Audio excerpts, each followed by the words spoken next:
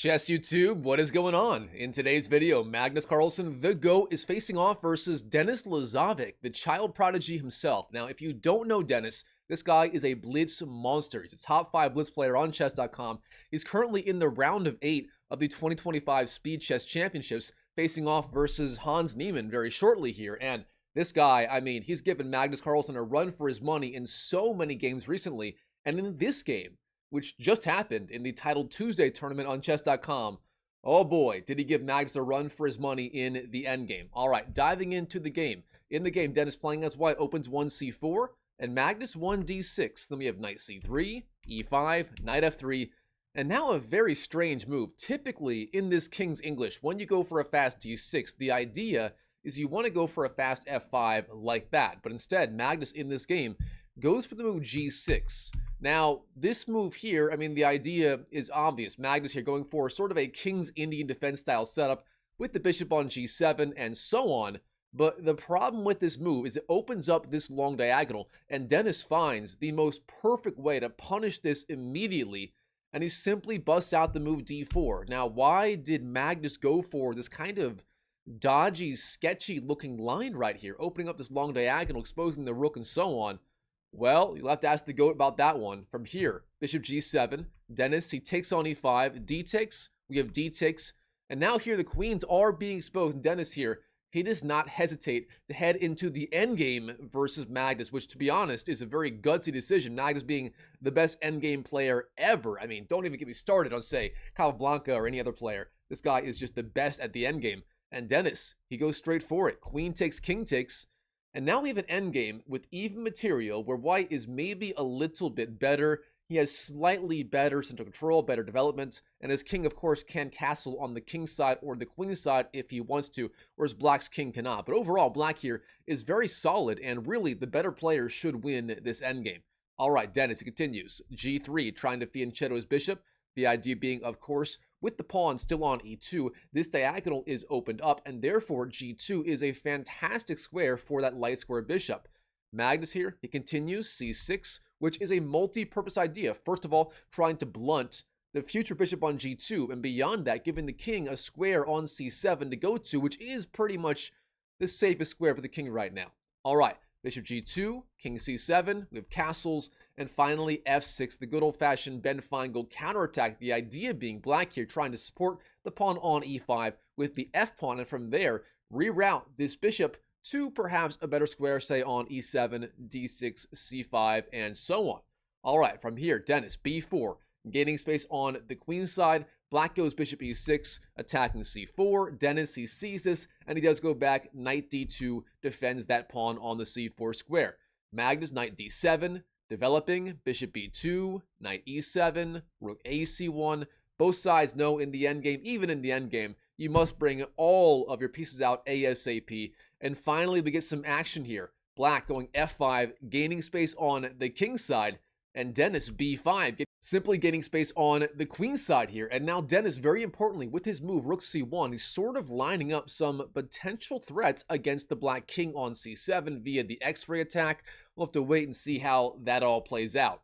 All right, Magnus, knight b6, attacking c4 yet again. And here Dennis, bishop a3, the idea being ignoring c4 and instead counterattacking on that knight on the e7 square. Black here must defend. Rook h to e8 is the move. We have b takes. And now here Dennis finds an absolutely brilliant idea, and I mean brilliant. He trades on e7 first of all. Bishop takes, then rook takes, and then he flies in with the knight. Knight d5. This is the key idea so far in this endgame. So far, everything Dennis has done has led up to this. Bishop g2, knight c3, rook c1, b4, everything so far leading up to this very moment. And the idea is simple.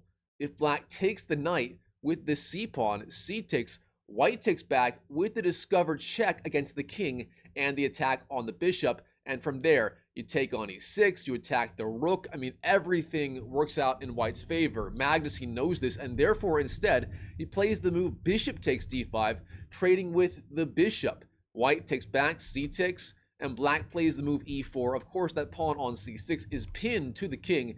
You cannot take on d5 with the pawn, as that is not a legal move. And also, taking with the knight here, it's also no bueno, as then you take back the knight, and of course, the pawn is still pinned on c6, and you lose the game on the spot. Magnus, he's not going to fall for that, so instead here, in this position, e4 is the move. The idea being trying to blunt this bishop, and honestly, it's not a bad idea. The bishop on g2 is now locked out of the game, and the one on g7 is now slicing down the entire board. How the tables have turned for these two bishops. All right, from here, Dennis, he trades on c6, rook takes c6, hits the king, king d7, rook fc1, and of course black will win back the pawn on d5, knight takes d5 is the move right here, and we do once again have even material. Now, let's slow down here. What is going on in this endgame? Obviously, white has the better rooks here on c6, on c1, and so on. However, again, black's knight is a little better, and his bishop on g7 also a little bit better. And Dennis has the big problem of, what do you do about this bishop on g2? I mean, how do you get that piece back into the game? Do you go back to, say, f1 and play e3? Do you go h3, g4, try and pressure here, and later bishop h3? We'll have to wait and see. All right, from here, Dennis, rook 6 to c5, sliding back, pressuring that knight, and also freeing up this rook on c1 to perhaps go to d1 or b1 without losing that rook on c6. Magnus, king e6, knight b3, rook to d8 is the move, and now e3, bolstering d4, and of course, opening up the scope of this bishop on these light squares like this. Black, knight b4, hits the pawn on the a2 square, and here Dennis, he ignores that pawn and plays the move bishop f1, which the idea behind, well, it's simple. If black trades on a2, white is going to have a number of threats. First of all, rook to a2 could be strong, but especially bishop c4 ideas, hitting the king and having the x-ray attack on the knight. Magnus here, he ignores the idea completely. He's having none of that and simply plays the idea of knight d3, jumping in, forking these two rooks, and forcing the trade of the precious light squared bishop. Right here is forced to trade. We have bishop takes, then rook takes, flying in with that rook, and then rook to a5. And so far, it's still a very, very even endgame. Black having arguably the better minor piece, but white having perhaps the better rook so far in this game, with some pressure on a7. All right, black, king to f7 is the move. We have rook c6 flying in, intending potentially rook 6 to a6, and then rook c3 is the move, offering the trade of rooks, the rook being defended by the bishop on g7. Now, rook c to a6, rook c to c7 defends a7 from those two attackers on a6 and a5, and now finally h3, giving the king a little more loft on the king side, and also setting up the idea of g4, which white may be trying to do to get some sort of play going on the king side, and perhaps give the king on g1 some activity on that side of the board.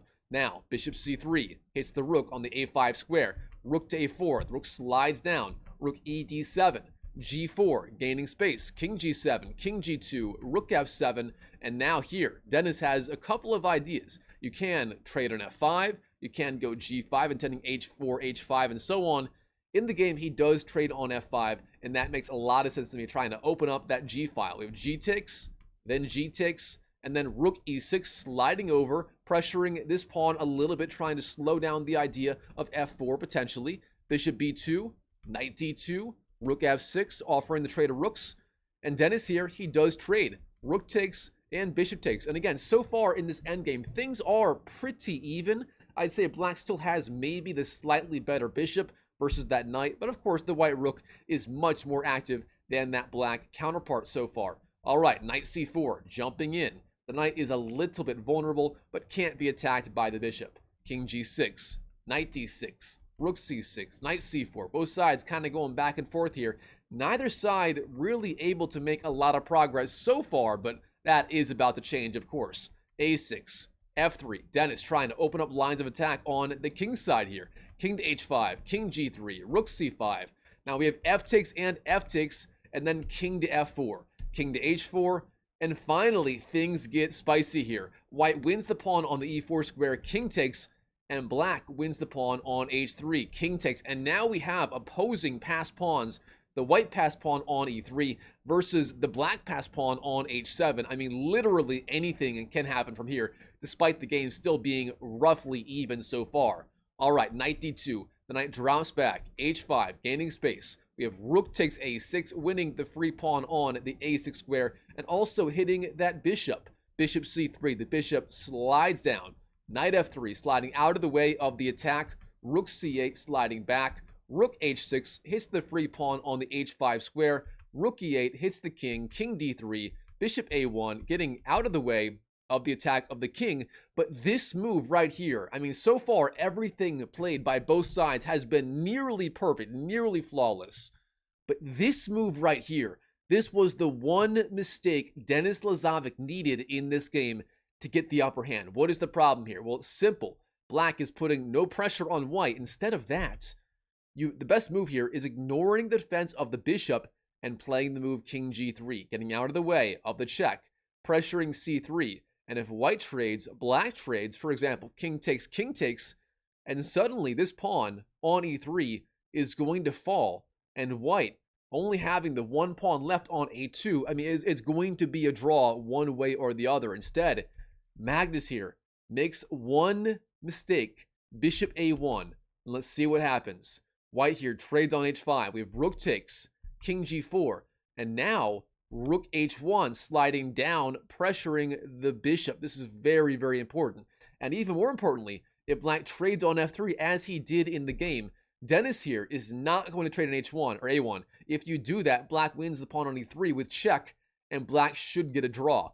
The difference here is white inserts the intermezzo move, the intermediate idea of rook to f1, a very strong, very precise move, pushing the king back away from the pawn on e3. The king moves, king g4, and white wins the bishop on a1, rook takes, and now, very importantly, this pawn on e3 survives.